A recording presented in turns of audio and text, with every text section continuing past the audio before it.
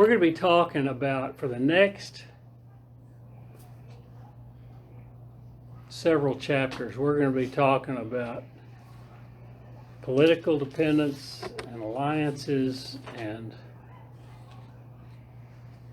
God's lament over Israel. And I thought it was interesting, in 3 different commentaries I wrote down their heading for this chapter. I think it might be over for the next 3 chapters, but the Broadman commentary calls it the stupidity of Israel's foreign alliances. It's kind of what I think about our foreign alliances too. They're stupid. The new NIV application commentary is the most benign one. It says political dependence on alliances. That doesn't say good or bad. The New American Commentary calls it the folly of Ephraim, talking about their alliances. It's folly. And all that has to do with them choosing these alliances without regard to the direction given by God. It's in their brain. This is what we're going to do without consideration of what God has to say about it. So let's look at chapter 7, verse 8. With any kind of luck at all, this is what we're going to do today. 7:8 through 8:3. All right, chapter 7, verse 8. Ephraim mixes with the nations. Ephraim is a flat cake not turned over. You're going to get all kinds of metaphors. I mean, it'll make your head spin. There's so many in Hosea from here on out. He's used lots of metaphors. Here's another one talking about a flat cake. But Israel mixes with the nations on religious, political, and cultural levels. That's just about the only levels you can mix. All of them. Religious, they adopted the gods, and we've talked to this many times. They've adopted the gods and rituals of foreigners, the people of the nations. We have talked before, and it cannot be missed that Yahweh and Baal were mixed by the Israelites when they were considered to be the same God in many respects, and even credited the sacrifices given to Baal for things that God provided. So you got these 2 gods, they get mixed together in terms of their religious practices, and Yahweh is the one that kind of got swept under the carpet without any recognition given to him. On political grounds, they entered into alliances and even became vassals you know what a vassal is? A vassal of foreign powers. It's a vassal state. In this case, they paid for protection. And a lot of times the kings were chosen for the vassal. You know, this is the guy we want to rule, that sort of thing. But we may get to talk about this some today, but it's ultimately led to their defeat by Assyria. They were vassals to Assyria. They entered into a secret alliance with Egypt, and that's where it all began. That's where it all really came to an end when they did that. Assyria came in and took them over. And they're cultural. They adopted the values of the foreign nations. We got a reference here to flat cake not turned over. I got to think about that. That's what it said. Ephraim is a flat cake not turned over, and it may say something similar to that in other translations. But it gets back to the oven. You remember last week we talked about the oven? The baker he just didn't pay attention to his oven. It got out of control with the flame, and they just couldn't cook with it. The oven was left unattended along with the dough, and it was ultimately became a raging inferno. Here in this verse are the results of that raging inferno. A bread burned on the bottom and raw on the top. That's what happened when you overcook something, right? Without turning it over, it burns on. It's kind of like the way I cooked chicken the first time I ever cooked it on the grill. I burned it on one side, raw on the other. So was the foreign policy and the relationship with the nations.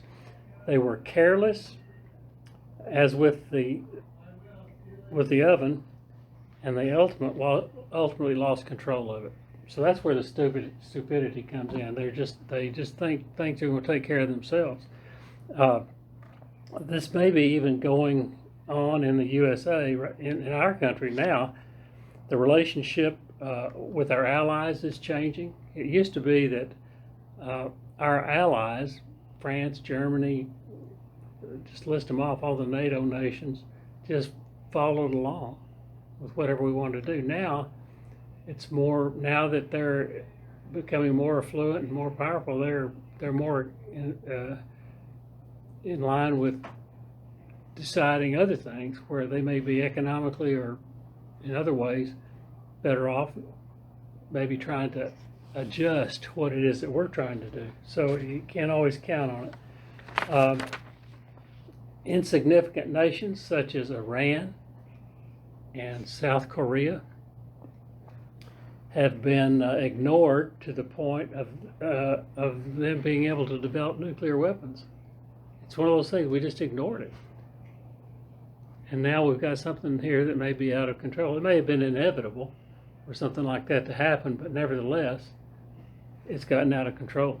So verse 9. Foreigners sap his strength. Foreigners sap Israel's strength, but he does not realize it. His hair is sprinkled with gray, but he does not notice. Now this is interesting.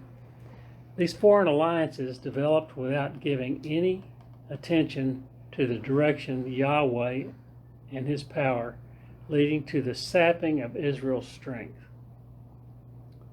Okay, they got into these alliances and it sapped their strength. The strength could be considered their great wealth and their economy, as well as their military might, and it happened while nobody noticed. Have you ever heard of the law of unintended consequences?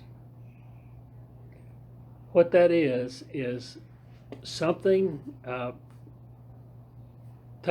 some seemingly insignificant law gets passed. And my explanation of it I use with passing of a law which is generally considered to be insignificant. And what happens is, over time, since somebody got their foot in the door, they're able to expand on that and modify that law, give it more teeth, make it more significant, and then over time it just keeps getting bigger and bigger and bigger. So the Christian, for example, who didn't squeal when the courts made some kind of insignificant ruling, got things rolling to the point where they are now, where you can't pray in school, you can't read the Bible in school, you can't even talk about Christ in school, you can't even pass out candy canes at Christmas in school with the little gospel message that's on it. So what's happened here is their strength could be considered their great wealth and their military might, and they lost all that. Their strength was sapped, and it happened while nobody noticed. Inattention, as with the metaphor of that oven. Okay? It got white hot, it got out of control, and the thing that we just talked about before y'all got in here was Israel was like a flatbread in verse 8. Ephraim is a flat cake not turned over. It's like their foreign policy was ignored, just like something baking in an oven. Burns on the bottom and it's raw on the top. It just gets out of control, and that's what happened. And verse 9b says, as a man grows gray hair, he did not notice he was turning gray until one day he did. Now, what I wanted to say was, what was interesting was that we must realize is that we do not grow old. We just wake up one day and we are old. You don't notice yourself, you know what I'm saying? You just don't notice yourself getting old Unless Hey. it's pointed out by somebody who sleeps next to you that you're old. Oh, yeah, now we're talking. Well, there's a lot of that going around. Don't feel like you're anybody special on that one. Okay, now here's the thing. What we must, let's see, I think I just said that. This is what happened to Israel with their foreign policy. They developed alliances for their protection. Then one day they noticed they were boxed in by the very countries they hoped would protect them, namely Egypt and Assyria. They thought, man, everything, we're in Fat City right now. We've got Assyria to protect us, and what we're going to do is, because we're tired of paying tribute to Assyria, we're going to slyly go to Egypt and get them lined up. And what that ended up was that it led to their demise ultimately. Okay, so verse 10 says, Israel's arrogance testifies against him, but despite all this, he does not return to the Lord his God or search for him. There's not much to say about that, but they were prideful and arrogant and had no need for God. They were self-sufficient.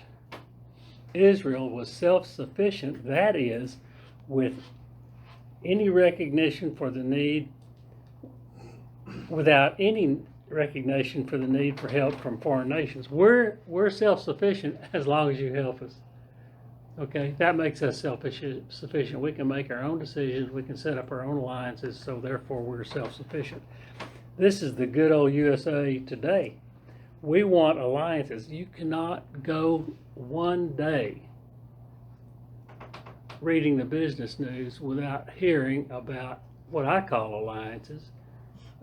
You've got military alliances. We're wanting people to, what's the word? I can never remember it when we're in here. Sanctions. Want to support the U.S. in their sanctions against Iran. But these guys in Europe who are our allies need their oil. So now all of a sudden, the United States is our ally, but we need their oil, so maybe we need to consider things. Look at China. What's going on over there? We ignored them for decades. Now all of a sudden it's a big deal. With their technologies and their stealing of our technologies, they're a huge economy. And they're not democratic. They don't have to worry about the next election. They've got a guy that's in there for life. And whether he cares, our president is supposed to care about his people if he wants to be reelected. The guy over there doesn't have to worry about anything. So it makes it hard for alliances to be developed. It's hard to make agreements to come about that makes it good for them, makes it good for us. So that's one of the things they're dealing with. He does not turn, and back to speaking of Israel, he does not turn to the Lord nor search for him, for the people dismissed all calls for repentance. That ship has sailed. This has been going on since whenever the Civil War occurred, whatever that is right there, 200 or 300 years probably, where apostasy takes hold and we just don't need God. We have many opportunities to turn to God. We're just not going to do it. So that's what that verse is all about. Verse 11 says, Ephraim is like a dove, easily deceived and senseless. I wish they had said any bird except a dove, because that's the only bird I can think of. It does not make sense in this scenario here. Ephraim is like a dove, easily deceived and senseless, now calling to Egypt, now turning to Assyria. Here he changes metaphors from the burned out cake to that of a silly, flittering bird. I've changed it to bird instead of dove. When I was learning how to dove hunt, I said, how can you tell what a dove is from a, you're going to shoot it out there, a bird this big. How are you going to know you're shooting at a dove or shooting at another bird? You don't want to shoot a sparrow. They're not much good to them. You want to shoot, if you're going to shoot something, make sure it's a dove. He said a dove doesn't flit around like a sparrow. You know how Have you ever watched sparrows fly? It's just like, just like this. They're just flitting when they fly. A dove takes off and he flies 60 miles an hour straight to where he's going. So I don't know where they get that, but we're just going to call him a bird. He's like that of a silly, flittering bird. And if you look through the various translations, you'll see both of those things are referred to. I talked about, I reluctantly say that, nevertheless, Israel, like a bird, thinks they are self-sufficient and senseless in that they can count on other countries for protection through alliances. They flit, what he's talking about here, they flit from country to country. They flit from Egypt to Assyria, as an example. One of the commentaries talked about, not only did he say dove, he said it might be more like a homing pigeon. Now, a homing pigeon is like a dove. It's just a big dove. And they fly, they don't flit, so I don't understand that. But the point he made is very good. He said he doesn't home to his home. These guys flit from Egypt to Assyria and similar situations, but the bird should be homing to his home, and his home is God. He should be homing to that, and they're not doing it. That's what this is all about. Hosea is actually speaking about Israel's habitual leadership or lack of it, and I'm sure that their decisions were self-serving and senseless at the same time. What's in it for me as the leader of Israel? And you have to live with it because I'm the leader. Okay, so it's what it's all about for them. All right, verse 12. When they go, I will throw my net over them. Man, you got to have the right translation on this verse. When they go, I will throw my net over them. I will pull them down like birds of the air. When I hear them flocking together, I will catch them. There will be a time when God disciplines them or chastens them like a father disciplines his child. That's what the word is used for here. The NIV says there will be that time will be when they are flocking together. If you look at some other translations like the ESV, it talks about assembling together. Look at the NIV, it talks about congregation, congregating together. But the thing that I think is interesting is the ESV, and maybe some others, says that when they are congregating together, they are going to respond to a report. Is that what that? Read that from the ESV. I will discipline them according to the report made to their congregation. Okay, they're going to receive a report. Use his elbow.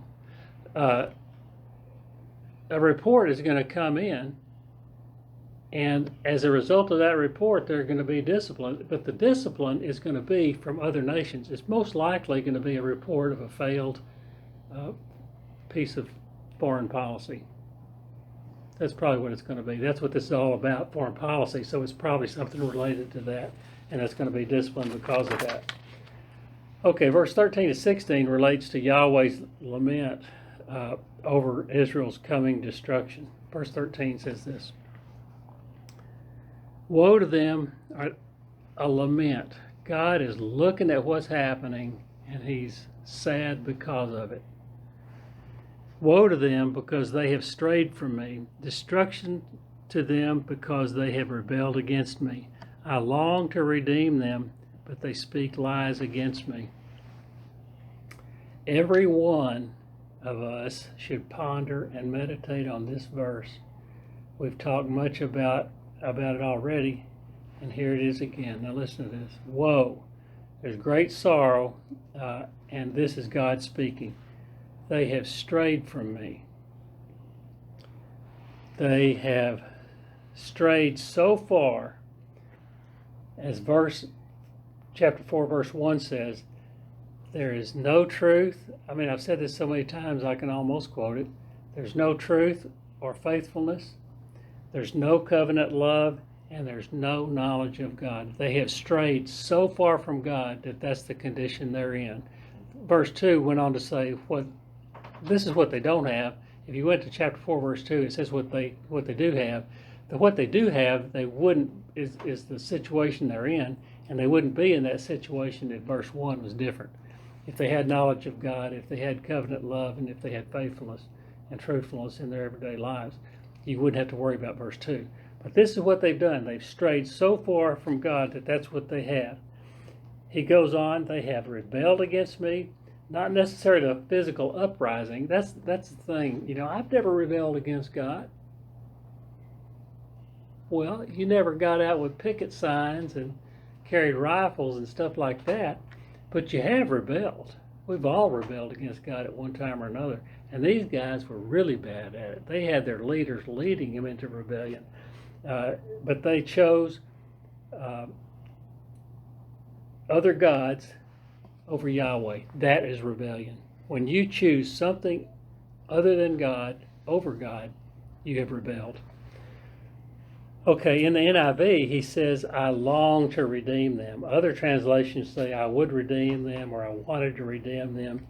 But the meaning is clear. I can't redeem them because of the condition of their hearts. That is a lament. That's like a father looking at his son and saying, I want to.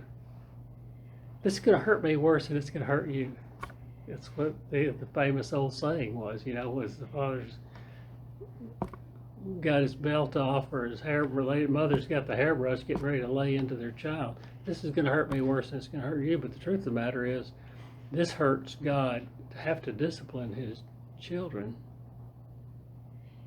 It hurts him. But he says, I have to do it. I want to redeem them, but I can't because of the condition of their hearts. Then he says that they speak lies against me. What kind of lies could that be? I think for sure is that they say they love God when they don't. That's big. And I don't think that we realize how big that statement is. To say you love God and you don't is a significant. Do you think that's a significant lie? Do you consider that a lie? To say, I love my wife when I don't. Is that significant? That's significant. You got married because you were in love, but now you're saying, well, I don't love you. He's saying they said they love me, but they don't. They have, I think what you could say is they've forgotten God for sure. If you read through what we've read through so far in the first 7 chapters, they obviously have forgotten God. They have no knowledge of him. I think it's accurate to say that they've even forsaken God. We talked about the difference in forsake and forget. You remember that? We said forgetting is accidental. Anybody can forget. But if you're going to forsake somebody, it is intentional. And there is no other way about it. I think that that's what they have done. They said, I love you, God, I love you, God, I love you, God, so many times, knowing that they don't, that eventually it gets to the point where you have to say they have forsaken God. They were redeemed out of Egypt, but there will be no redemption this time. He said, I wanted to redeem them, but there will be no redemption this time. Verse 14. They do not cry out to me from their hearts, but wail upon their beds. They gather together for grain and new wine, but turn away from me. Now this is something you just have to know about this. They cut themselves and they cry out is a pagan practice of lamentation. They are doing this over failed crops. When it says the new grain, the new grain and the new wine, it's failed crops, and they are cutting themselves because of it.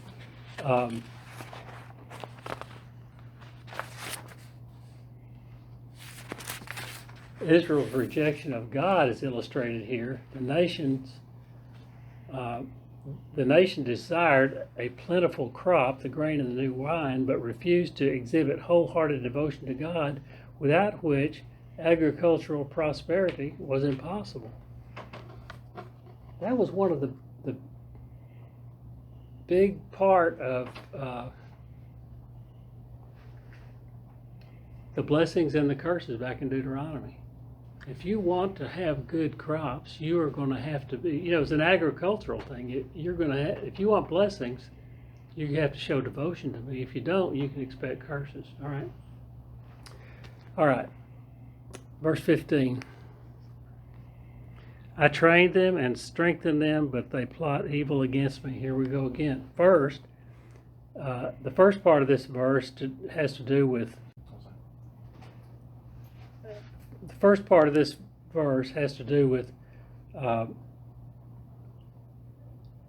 military blessings from God.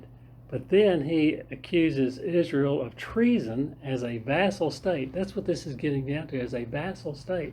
He's looking at this as a vassal state with the same kind of rebellion that they showed against Assyria. I want to look at 2 Kings 17. Y'all flip over there. 2 Kings 17, verses 3 through 6. Are you going to explain what a vassal state is? I don't know. Pardon me? Are you going to explain what a vassal state is? Oh, yeah. Yeah, well, I'm going to try. Okay. What happens, and it was big time in the days of Babylon when they were riding herd over the southern kingdom, but it's the same here with Assyria. It's like you pay for protection. You need protection, and, like, for example, they're going to pay tribute. We're going to look at that when we go over to 2 Kings. They're going to pay tribute to Assyria for protection. And God is saying, let's see if I'm going to what I said here.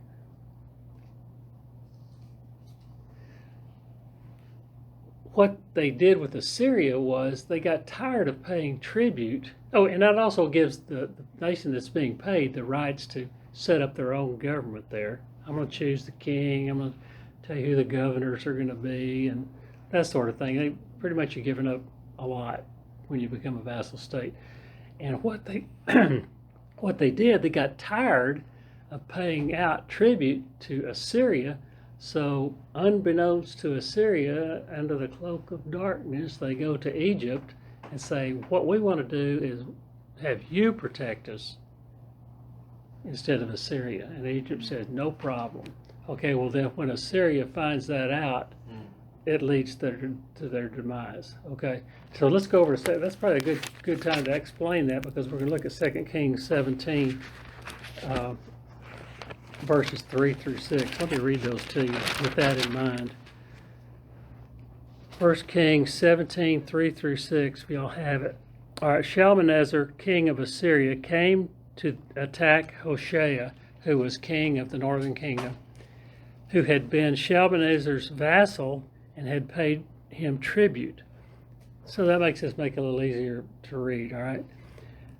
But the king of Assyria discovered, that means he didn't know about it and he found out, right? When you discover something. But the king of Assyria discovered that Hosea was a traitor, for he had sent envoys to So, king of Egypt, and he no longer paid tribute to the king of Assyria, and as he had done year by year. Therefore Shalmaneser seized him and put him in prison. The king of Assyria invaded the entire land, marched against Samaria, which was the capital of the northern kingdom, and laid siege to it for 3 years. And then the end of it is verse 6. In the 9th year of Hosea, the king of Assyria captured Samaria and deported this is when it's all over, deported the Israelites to Assyria. He settled them in, so on and so forth. Okay, so that's what happened. They were a vassal state to Assyria, and they double-crossed them, went and got Egypt to do it, and so they rebelled against Assyria.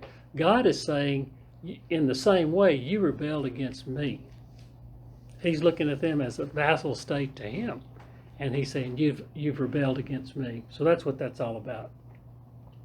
All right, verse 16. I hope I didn't butcher that too bad, but that's what we're talking about. They were unfaithful to the king of Assyria with dire consequences, and God likened that to their unfaithfulness to him. All right, verse 16. They do not turn to the Most High. They are like a faulty bow. Their leaders will fall by the sword because of their insolent words.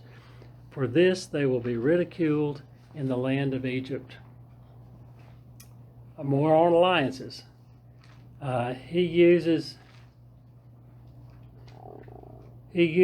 two terms to relate to military might, the bow and the sword. Aside from Yahweh, against the nations, they will be like a slack or faulty bow. I don't know if you've ever shot a bow before, but if that string, have Pro. you? Huh? He's a pro. Are you really? He's an absolute pro.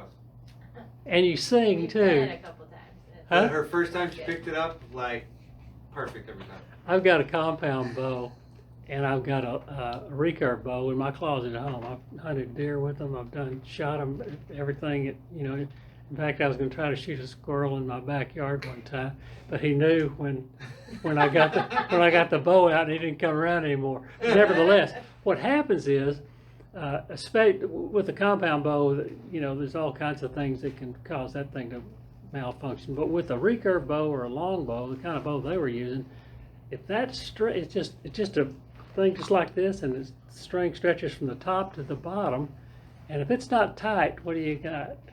You got nothing. It's just good for beating on something. I'm going to beat you to death with my bow. I'm not going to shoot you with an arrow because it won't shoot, so I'm just going to beat you with it. Okay, so he likened them to a faulty bow. He uses, let's see, aside from Yahweh, I think I read that, their leaders will be defeated, he says, and die in warfare. I don't want to get too far from this. He says their leaders will fall by the sword because of their insolent words. They're apostate, their leaders are apostate, they're ineffective, and they're doomed.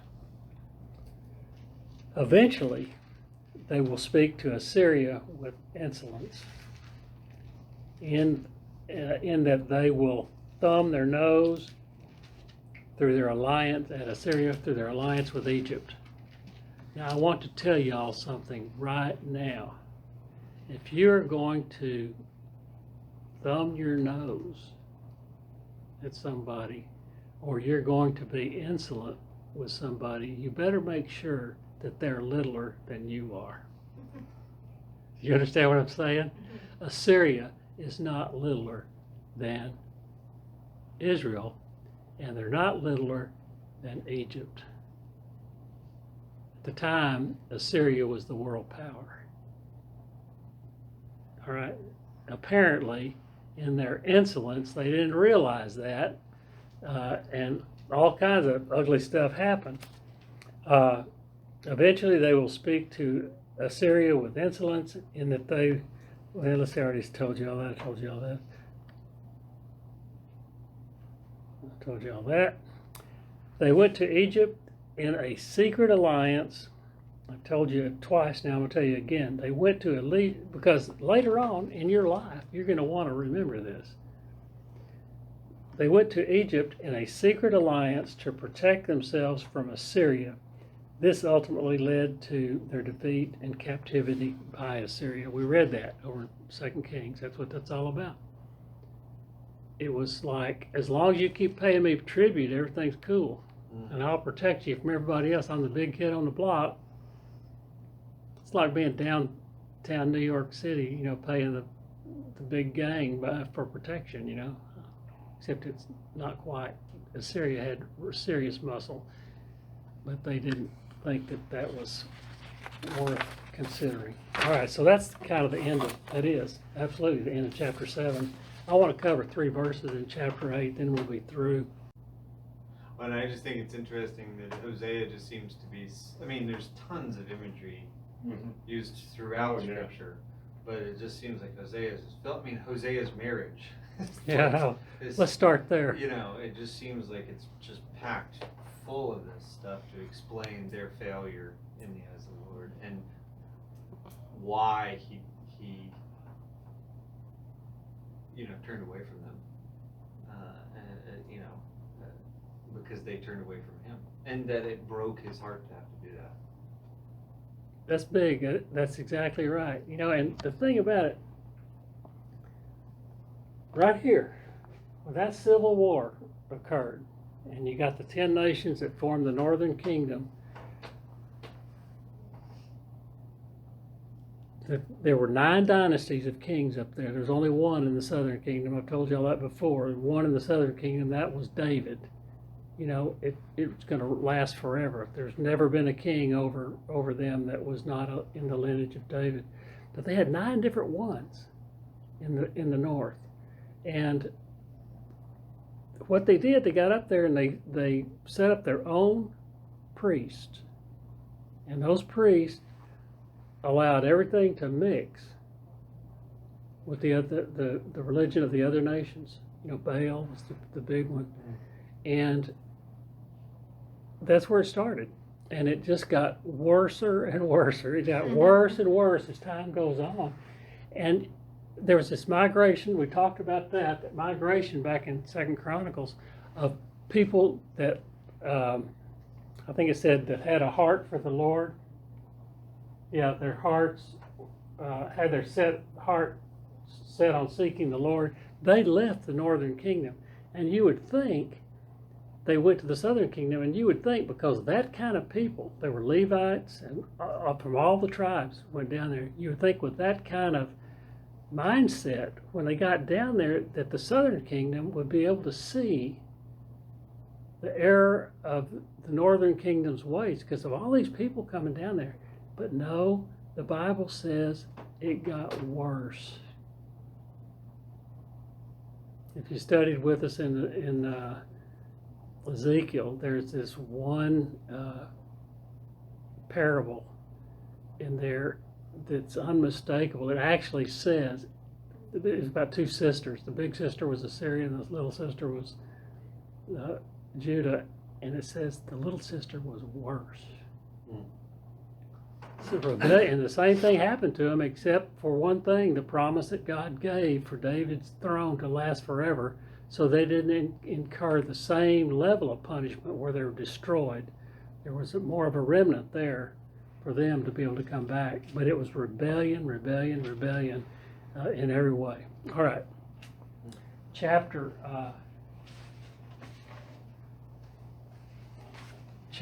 8, I think, is kind of, it's more of the same, but it's very, very interesting. Chapter 8 begins a long section through chapter 10 that relates to their false security and their false prosperity. Let me give you a little introduction to chapter 8 here. Hosea's message is one of indictment. He is not asking for repentance to avert disaster. Here's where it comes. He is telling them that it is upon them. There is nothing you can do to avert disaster. God will always take your repentance.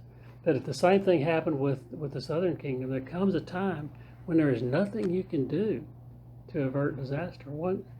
Okay? It's too late to avert disaster.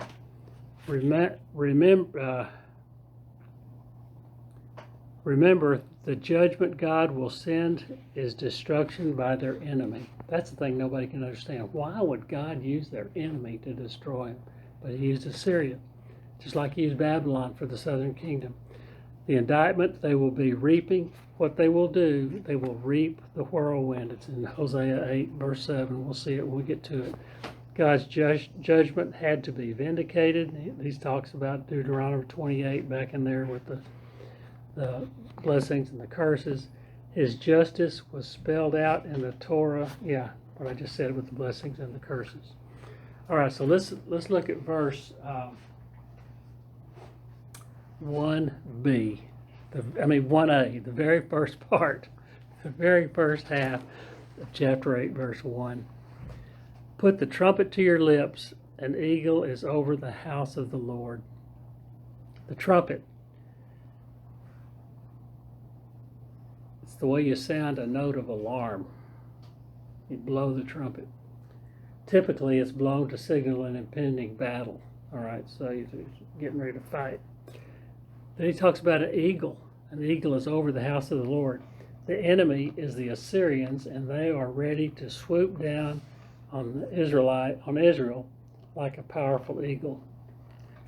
Now, I want to tell you this because you'll hear it other places. Sometimes the word for eagle is translated vulture. You hear that back in Matthew mainly. That's where I first heard it, when it talked about the two will be threshing, one will be taken, the other will not, and two men will be in a field, one will be taken and one will not. But it talks about the eagle coming to take them one away, if you look at it. But you go to another translation and say the vulture will come and take them away. Well, you get a completely different look if you're thinking eagle versus vulture, right? An eagle might be taking them away to something good, but a vulture, well, vultures don't do much good, you know. So I just wanted to mention that too. Ben Franklin didn't want the eagle to be our symbol. Pardon me? Ben Franklin didn't want the eagle. He wanted a turkey, didn't he? Oh, Ben, how could you do that? Not a bird of prey. Exactly. So both are unclean birds, and neither were to be eaten. You couldn't, you know, they would not allow you to eat an eagle or a vulture. Why would you want to eat a vulture? I do not know. But to get an idea as to the level of alarm the trumpet represents with the picture of a circling eagle or vulture, I want to read something to you. I want to tell you this before I read that, though. The Hebrew word is nesher, N-E-S-H-E-R. It's not a carrion bird.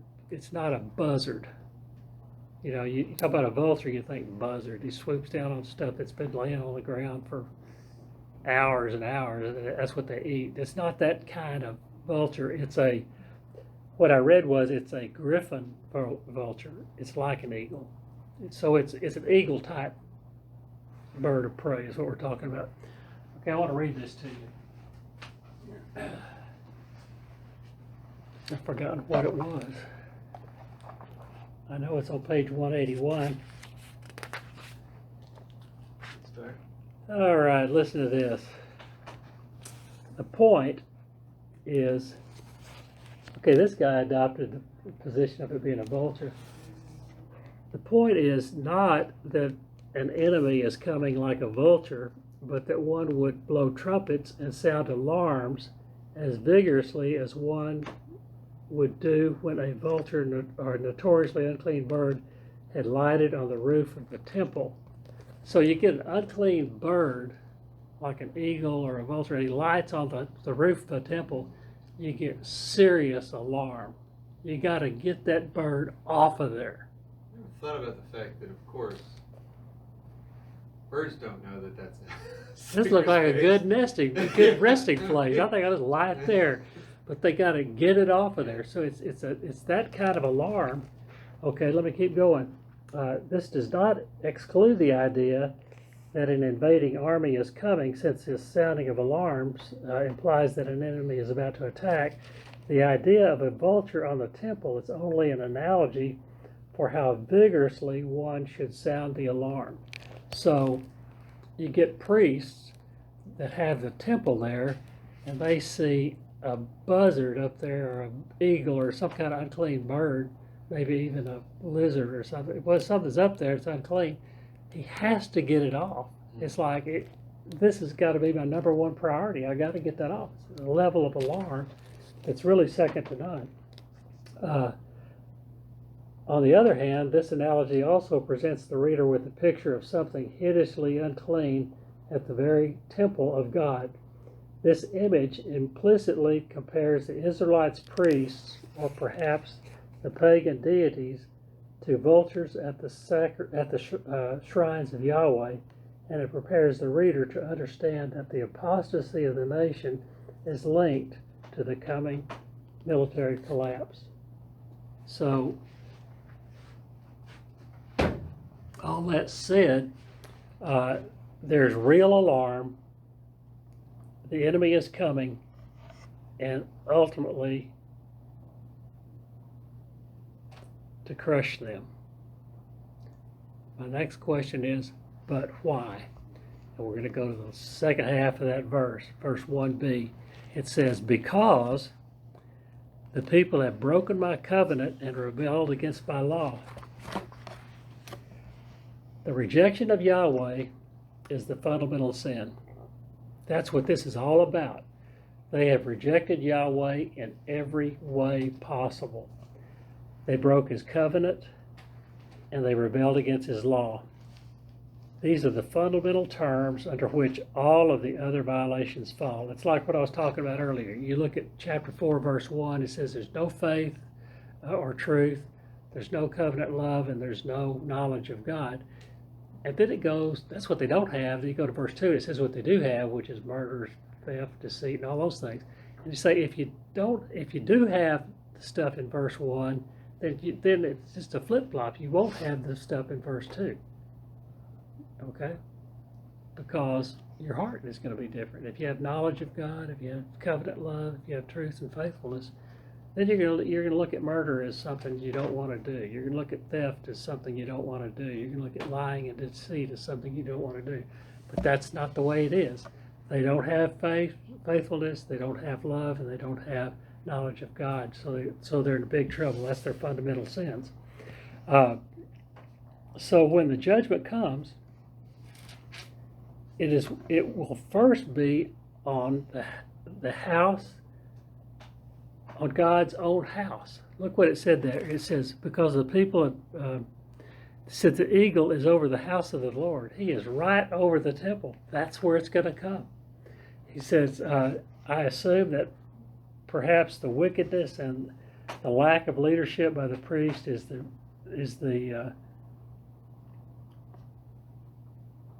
I assume this pertains to the wickedness and lack of leadership of the priest in the pursuit of knowledge of God. They didn't teach the people about the knowledge of God, so what do you expect? This is where they end up. All right. Verse 2. Verse 2 is a farce. That's what I wrote down here. Verse 2 says this, Israel cries out to me, O our God, we acknowledge you. Sounds like a farce to me. Yahweh will demonstrate that indeed they did not know Yahweh. Matthew 7, let's look at that. Matthew 7, verse 21. I know y'all know this, we're going to look at it anyway. Matthew 7, verse 21.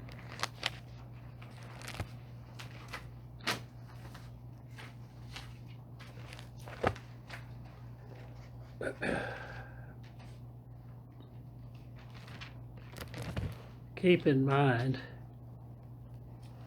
they're saying, oh God, we acknowledge you. Okay, let's look at verse 21, 22, 23. Not everyone who says to me, Lord, Lord, will enter the kingdom of heaven, but only he who does the will of my Father who is in heaven.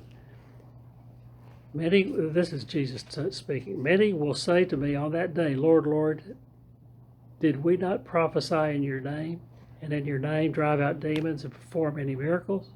Then I will tell them plainly, I never knew you.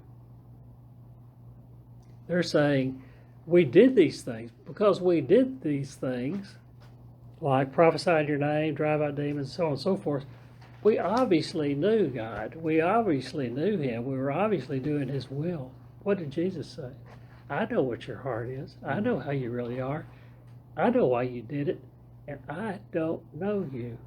That is exactly the position the Israelites were in. They were at this point where, you can go back to Isaiah 1, I won't go back there, but they were at a point where everything was ritual. And they had even mixed all of the Baal stuff with the Yahweh stuff and turned it all over, and it became one God. They couldn't tell the difference between Yahweh and Baal. Well, that's a no-no for God. that's the number 2 commandment, I think. Maybe it's number 1. No other gods before me. I said, we do you. We love you. He said, no, you don't. Hosea has already said they have no knowledge of God. I'm going to be saying that, chapter 4, verse 1, the rest of the book, because that's what it's all about. It does not matter what you say. It is in the demonstration of relationship that proves or disapproves your words. Matthew 7:23, this one who does God's will is the one who knows God. Jesus said, if you love me, keep my commandments. Remember, we didn't look that up, but you've heard that. If you love me, keep my commandments. Which means if you don't keep my commandments, what? You don't love me. Mm-hmm. All right. It's not the works. It is in the relationship and the motivation that comes to keep his commandments or do his will. All right, look at verse 3, then we'll be through. Verse 3 says, but Israel has rejected what is good. An enemy will pursue him. That's a short verse. But Israel has rejected what is good, and enemy will pursue him. Good is a general term, and we should consider it as such for this verse. The good that Israel rejects refers to God himself, the ultimate good. They've rejected him. The good teaching of his faith. It's all about Psalm 119, which we're going to study someday, I promise. I feel like we should. Psalm 119. It's about his word. They rejected his teaching. They reject the good teaching of his Torah. The good way or the right way of living. They rejected that. You go back to chapter 4, verse 2, and it says all the things they do have are all the things that you do not want in your life. Murder, deceit, lie, stealing. All kinds of things like that. They rejected the good for that. And the good benefits that come from faithfulness to God. Those are all the things that they rejected. When it says they rejected the good. So good is a general term, and it covers a lot of things. The law of the Lord's moral and ethical requirements have also been rejected. We're going to look at 2 sets of scripture, then we're going to be through Amos 5, verse 14 and 15. The Lord's moral and ethical requirements have also been rejected. Amos 5, verse 14 and 15. Seek good, not evil, that you may live. Then the Lord God Almighty will be with you, just as you say he is. Hate evil, love good. Maintain justice in the courts. Perhaps the Lord God Almighty will have mercy on the remnant of Joseph. They rejected all of the good parts of that in favor of all the bad parts. Then Micah 6:8, we just read that. That's our verse of the week. Here's what Micah 6:8 says. With what shall I come before the Lord and bow down before the exalted God? Shall I come wait a minute, 6:8. I read 6:6. Just checking, make sure you're paying attention. There you go. 6:8. He has shown you, O man, what is good, and what does the Lord require of you? Remember this for the rest of your life. To act justly, and to love mercy, and to walk humbly with your God. They didn't do any of that. Okay, we're done for today.